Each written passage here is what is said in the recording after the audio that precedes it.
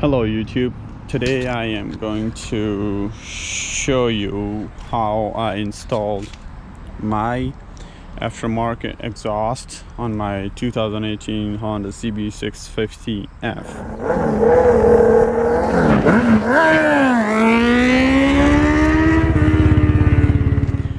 So as you know, the stock exhaust that comes with this bike, it just ends like right here. So there's nothing that comes with the bike that will support an exhaust here. So I'll show you what I did, and yeah, you guys can let me know what you guys did if you did it differently. So the first thing that you would do is you would remove the old exhaust. So and it's pretty simple. First thing you would need to do is remove this bolt that will loosen up this radiator, so it will move a bit further up here. But still, if I'm not sure if you can see this bolt right here. So it's going to be these type of bolts. This is one of them. So one here, one down here. So it's like one here, one here, one here, one here. It's in that pattern for because it's an inline four, so there's gonna be 4 pipes coming out of your engine, and each pipe has 2 bolts. So you will need to loosen all of those bolts. I forgot the size of it, but you'll find out. And you're gonna need an extension, and I highly recommend this angled socket. I don't know the exact term or name for it, because otherwise you will not be able to loosen those bolts, because this radiator will still be in the way. So what this does is it can like go on your socket, on your bolt like this, and then you can use your ratchet here in any angle to remove those bolts. What I did was I did not have this socket back then, so I just used a really long extension, and with the radiator like pulled up to like here, kind of, you don't want to pull on these holes too much. So I mean, I was able to do it without this angled socket adapter, but it wasn't that easy. It was not easy at all. It took me like hours, but it was like at an angle, so it was not completely on the bolts, so I kind of stripped them a little bit. So it does come with a cost if you don't want to go buy an angled socket adapter, because you will have to reuse those bolts, these ones, for your new exhaust. So then so after you have removed those 4 bolts, then there's this sensor that you will have to remove. In the other video it shows to just disconnect it from this side. It was around here, up in there, but I couldn't really reach it. And so what I did was I did unscrew it, but I did not let these wires like get mangled. I don't know the exact term. So what I did was, as I was unscrewing it, I was turning the whole thing with it, the whole wire, so that there's not too much tension on just this point right here. Oh man. Okay, yeah. And then there was one screw right here that was holding the big muffler, and you just unscrew that and it just fell right off.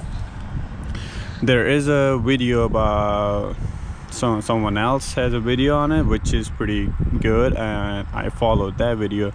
It was about CB650f. You know, it's the same engine, same bike, but with fairings. So if you want to see that, just search for CB650f, and that bike has the same engine and the exhaust system. So after the removal, I installed this exhaust system. Yeah, because you cannot install just a slip-on this bike. You will need a full exhaust system because of the type of the muffler that it has.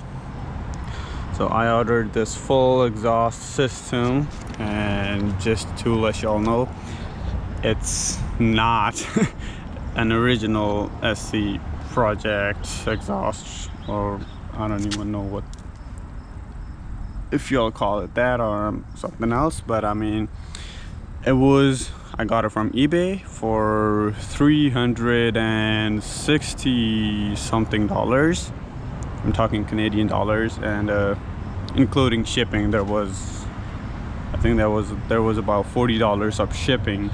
And when it came, as you can see, the welds and everything, they are pretty good. The material is really nice, because if it wasn't that good, I would not put it on my bike.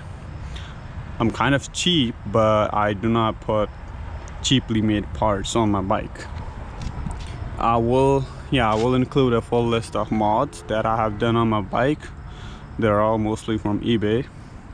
That will be included in the next video, or maybe the one after that. Okay, so yeah, so this bike, this new exhaust, it came in 1, 2, 3, 4 parts. So the muffler was one part, and then this pipe was different part, and then this connects this pipe, and then these 4 pipes were different. So these 4 pipes go in there, and then they're connected. Oh, I'm missing a spring. Shoot. Okay, I'm gonna go find a spring that will go in here. Oh, good thing I started making this video.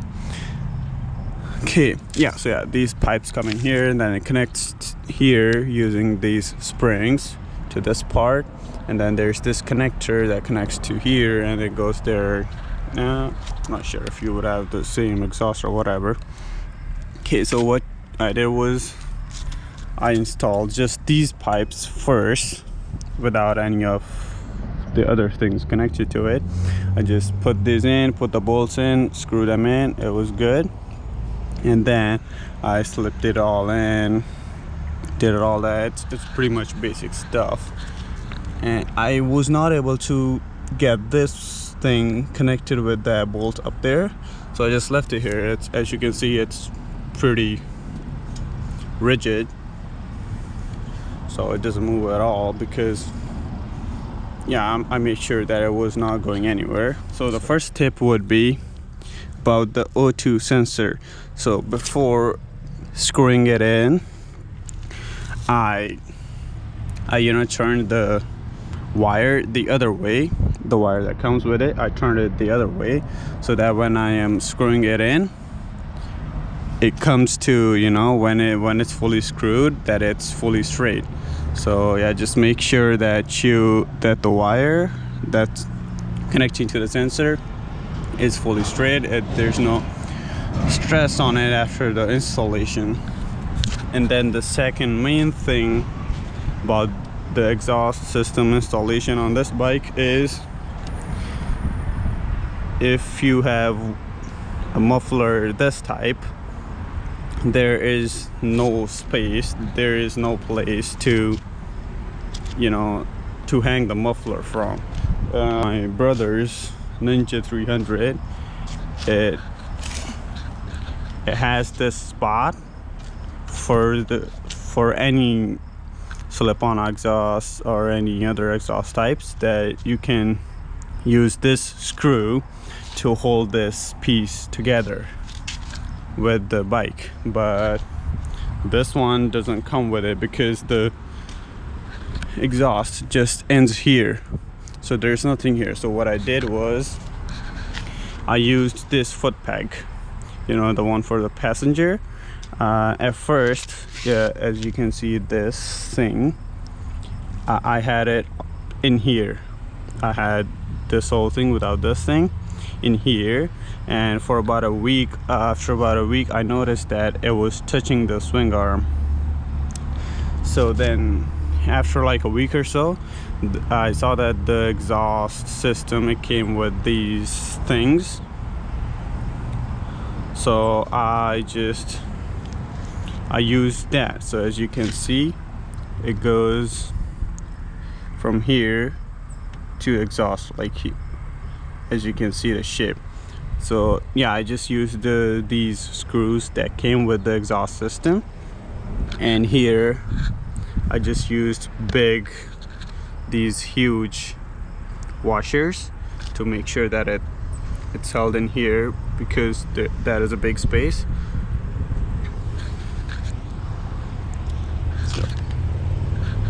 So yeah, so that is what I did. But for this exhaust, I used this thing, like this. We used one screw here to hold this thing with the frame. Well, not so much a frame, just a foot peg. And then used another screw to hold this, you know, the holder thing in here.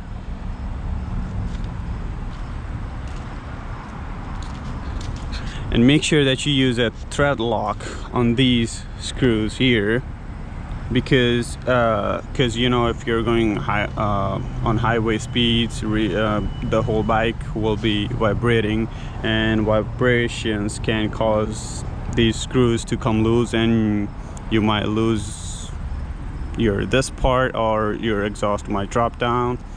Because I had it happen to me once on a really old bike, on a 250cc. The exhaust fell in the middle of the highway, so that was kind of scary. So just make sure that you use thread lockers, and make sure that it's nice and tight in here. And the last thing was, you know, this holder thing, it comes with a rubber. But after like a month or so, somehow that rubber, it just came off and fell somewhere. So what was happening is that this metal holder thing, it was clashing with the muffler, causing all the rattling noise. So what I did was I ordered foam tape. Just searched foam tape. I ordered it from Amazon. I put in the foam tape, as you can see from here. I put the foam tape on the inside of this holder and then put it back in.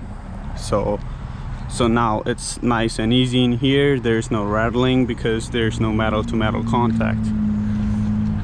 At first I had this exhaust on the bike without any DB killers in it, and it sounded awesome. But it was kind of too loud, because usually I go on kind of long rides. So it's not good to have really loud bike on a long ride. So at first I installed the DB killer that came with this exhaust. I'll provide the photo in the video. So that exhaust goes in here. I mean, that DB killer goes in here into this muffler up to like this point. As you can see from here, there's nothing in here, but the DB killer is here.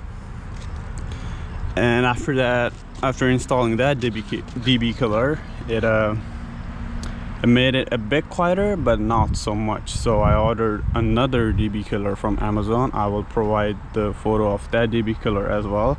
So I have that DB killer installed here, going in that direction.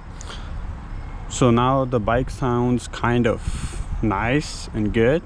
Not kind of good. So after installing these two DB killers, the bike now sounds nice. It's tolerable, because it's an inline 4, and without any DB killers, it screams. And I don't want to be using hearing aid in a year or so, you know, after being on this bike. So yeah, just make sure that your bike is not too loud. Just make sure that you are able to tolerate it for about at least 30 minutes. Yeah. So let me know if you have any other tips for this bike, if you have your exhaust set up in a different way. And that's pretty much it for now. Okay, time to listen to that aftermarket exhaust. Oh man, gotta put it in neutral.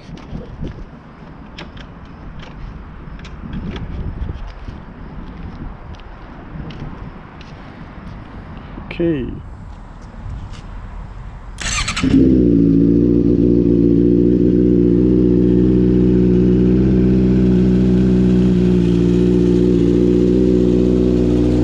That's about 2,000 RPMs. That's when the bike is cold and the RPMs are kind of high.